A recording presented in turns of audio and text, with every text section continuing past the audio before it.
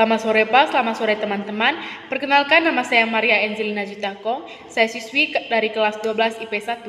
Pada video kali ini saya akan menjelaskan mengenai pengertian dari masa Orde Lama dan masa Reformasi beserta dengan ciri khas dan perkembangan paling menonjol pada setiap masa.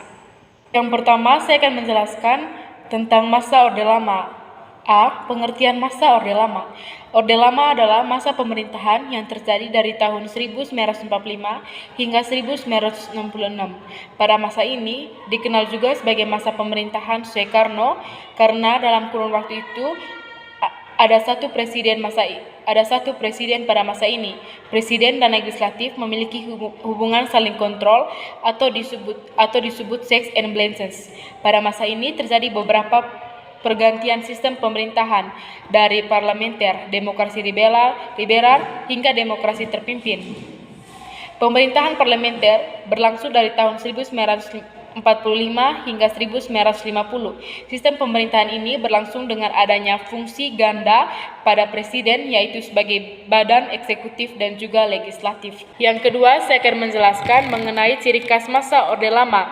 Yang pertama, pembatasan hak warga negara. Individu adalah ordinensis atau suverenitas secara mutlak pada negara.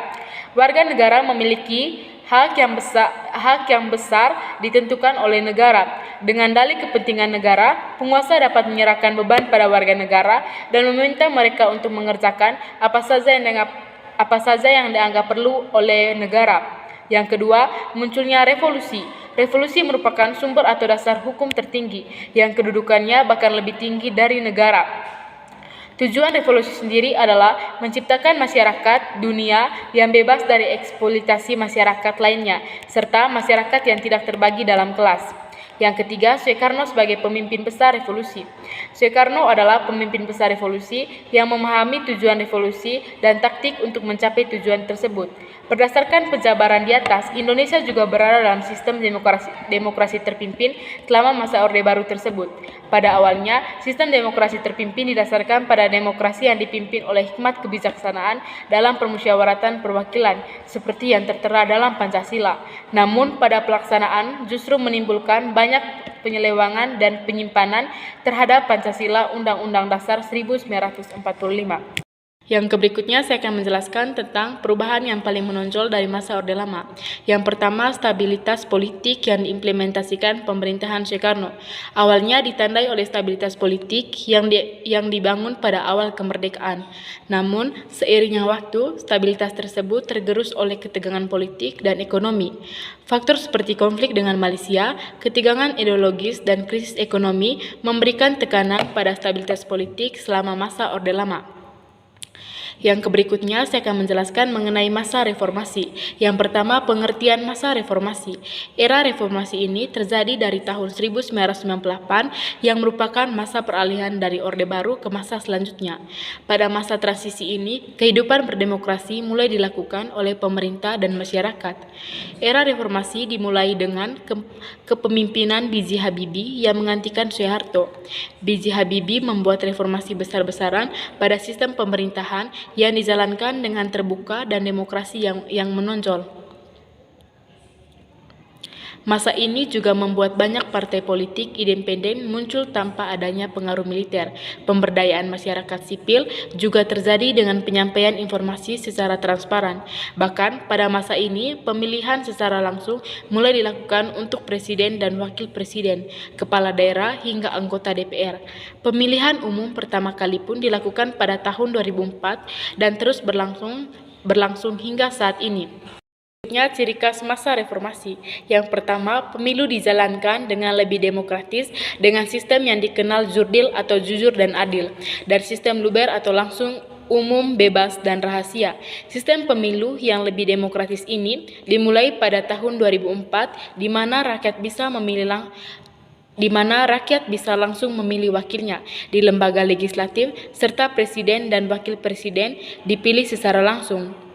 Selain itu, pada tahun 2005, kepala daerah pun atau gubernur dan bupati atau wakil kota dipilih langsung oleh rakyat. Yang kedua, adanya ketentuan presiden dan kepala daerah hanya bisa menjabat maksimal 2 periode. Yang ketiga, terjadi sejumlah rotasi kekuasaan dari pusat hingga daerah. Yang keempat, terjaminnya hak-hak dasar warga negara seperti contohnya ialah kebebasan berpendapat. Yang kelima, pola rekrutmen politik dilakukan secara terbuka. Alhasil, pengisian jabatan politik dilakukan dengan rekrutmen yang dapat diikuti siapapun. Setiap warga negara yang mampu dan memenuhi syarat dapat menduduki jabatan politik tanpa diskriminasi. Yang berikutnya saya akan menjelaskan tentang perubahan yang paling menonjol dari masa reformasi. Perubahan yang paling menonjol dari masa reformasi di Indonesia adalah transisi menuju demokrasi, multipartai, kebebasan pers, dan partisipasi masyarakat yang lebih aktif dalam proses politik. Yang berikutnya, kritik mengenai masa Orde Lama dan masa reformasi. Masa Orde Lama dan reformasi memiliki pro dan kontra. Orde Lama dianggap otoriter dengan pembatasan kebebasan politik, sedangkan reformasi dianggap sebagai langkah positif menuju demokrasi, meskipun beberapa kritik merasa belum semua masalah teratasi. Evaluasi tergantung pada perspektif dan pengalaman masing-masing individu.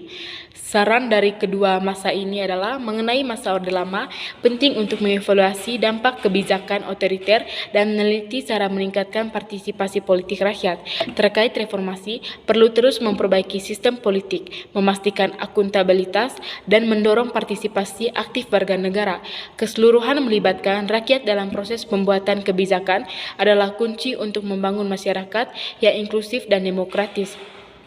Kesimpulan dari kedua masa adalah masa Orde Lama ditandai oleh kekuasaan Soekarno dengan ciri pemerintahan yang otoriter dan ekonomi yang tidak stabil.